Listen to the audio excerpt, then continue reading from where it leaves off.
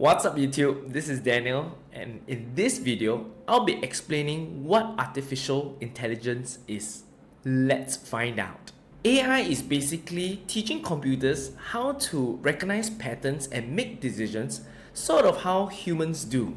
It's like training your dog, getting Rover to sit down over and over again until he learns that pattern. Similarly, it's like getting your computer to recognize emails or even to identify your face from a picture.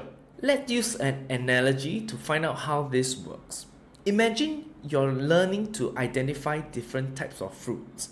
For example, an apple. You think about its color, its shape, and maybe its taste. In the same way, the AI looks through tons of data to learn how to identify these fruits. It uses algorithms instead of using a brain. These are rules or instructions that we have programmed it so that it can learn and identify patterns. You can do this for any type of fruits, whether it be oranges, bananas, or even a durian. And after a while, you can imagine you get pretty good at spotting it, even though you have not seen that exact one before.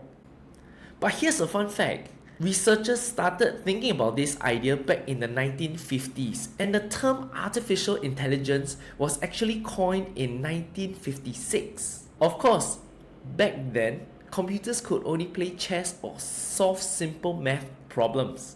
But today, look how far we have come. Today, we see AI everywhere. It can be on your smartphone when you use facial recognition to unlock your phone. It can be on the roads where they use sensors and cameras to guide autonomous vehicles to drive on the roads. And perhaps even at home when you have a robotic vacuum cleaner that can clean your home without you doing it. Of course, you might have heard of ChatGPT, one of the AI apps that you might have used to enhance your email, your writing, or even do research for you. These days, it is so powerful, it can even generate images or even give you prompts for video generation. Today, you don't need to be a programmer to use AI.